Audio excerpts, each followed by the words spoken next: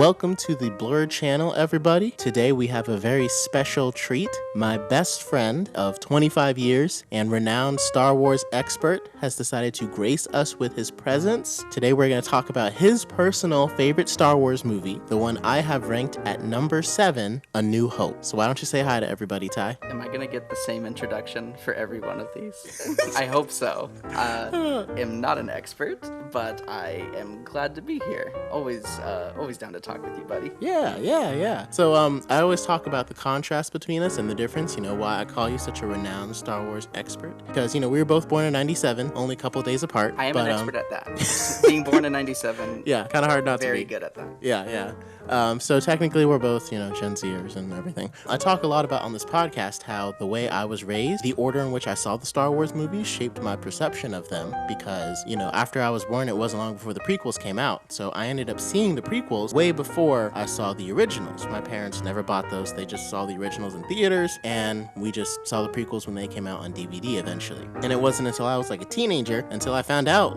there were these other Star Wars movies. And then, I saw them, and I always thought they were good, but it was hard for me to really see how good they were because all I knew was the actual good effects. And so I was like, why are they holding glow sticks right now with crayon drawings for the lightning? And I knew it was different for that time, but I was 12 or 13. I don't really understand all of this. Even in Empire Strikes Back, that I am your father, that doesn't hit for me because I already knew that. But in the theater, they said oh my God, that was one of the best cinematic twists in history. Not if you saw the prequels first, but you Not are if unique. you watch it 30 years later. Yeah, it kind of hits a little less when you know that it's happening. You have a unique perspective because you were born in the same year, yet you got to see the originals before the prequels. Yeah, A New Hope was the first movie I remember at least watching ever on VHS at my grandma's house. She had all 3 of the original trilogy on VHS, and I burned through those tapes. I'm not even sure if they still work anymore. I watched them so much. That is crazy. Wow.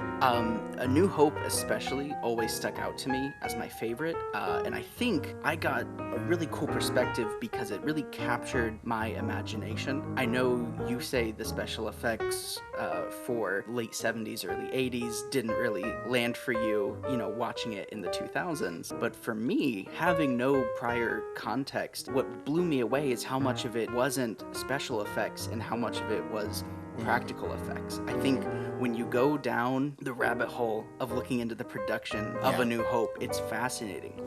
The lightsaber hilts themselves were just old camera arms for flashbulb. Yeah. That they hardly did any modifications to. If you Googled I think they were old Canon camera arms for holding the flashbulb, it looks exactly like the old lightsabers because they literally just used that as the prop. Wow. And they added in the lighting effects afterwards. All of the space battles being miniatures themselves that they would shoot with to get those. It's fascinating, and it really felt visionary looking at it with the lens of where sci-fi movies came from. Yeah.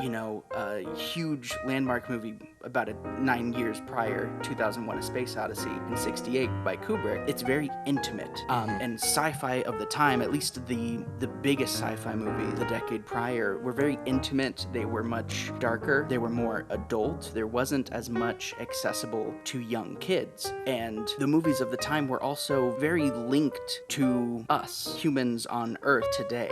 Yeah. To have Star Wars be something that takes place in the past and in a future so far away that it's unrecognizable in some aspects it feels limitless when you're a kid and you get to see it from that angle. And I got in the hype, and I understand where a lot of people probably my parents were at in the 70s watching it for the first time and being blown away. Yeah, I remember my mom being I either saw Clash of the Titans with her, the first one, or I saw Star Wars with her. I can't remember which one, but I remember being what is going on? And she was you gotta remember, for us, this was state-of-the-art stuff, this was intense. And it's I don't want to harp upon special effects all day because for them, that was state-of-the-art stuff. stuff, don't get me wrong. I think that's why I was at my friend's house one time and they mentioned they watched the originals in order before they saw the prequels. So they were like, that's the order that it's supposed to be. And I'm like, but numbers go 1, 2, 3, and then 4, 5, 6. Hold on. In kindergarten, I'm pretty sure I nailed this. It's Right? 1, 2, 3, 4, 5, 6. Like, did something change since I left kindergarten? But now looking back and seeing, I see how important that is because it's really hard to appreciate because I can look at the prequels and be like, yeah, they're not really good movies. But because I always saw that Star Wars universe first, this one will never have the same, I don't know if the word is appeal or glow or reverence that others may get. So if anyone's listening to this podcast, sorry for any spoilers, but if anyone's listening to this and like you have kids and you want to show them Star Wars, please show them the originals. Why are you listening to this if you have never seen anything Star Wars?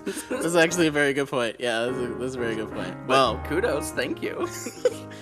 if you're a Star Wars nerd and you found love, like we did, and you want to have kids, make sure you show them the originals before the prequels, please. You probably already were going to do that, but honestly, I'm not even gonna get on that. I think watch them in whatever order. I just think it's just interesting where it paints our view of. Yeah. I think it affects the things we like about Star Wars too. That's very true. Me, I like it when it's very distant and disconnected because the original trilogy, it was on a galactic scale, but it felt very small. Like everything, like the rebellion didn't feel like this huge galaxy-sized rebellion. It felt like a small ragtag group of people who wanted to oppose the fascist regime of the Empire. And I think where Disney today has taken Star Wars, they've put it into a very populated and a very large scale. And I just think it's different. Yeah. And it's not the thing I enjoy most out of Star Wars. Yeah, and that makes perfect sense because if I look at me, like, I love the big aspect, like the prequels making the universe feel so big, that galaxy feels so big. Partly why I love the Clone Wars because they went to so many different parts and it felt like this huge, large army fighting another one. And I like lightsaber battles because that's all the prequels were good for, lightsaber battles. So like, there's a lot of lightsaber battles. So that's probably like one of my top things in Star Wars because that's what I was exposed to first. So yeah. Nothing wrong with that. Nothing wrong with that. Well, thank you for joining us today, Ty, on the countdown, and we can't wait to have you back. Can't wait to be back.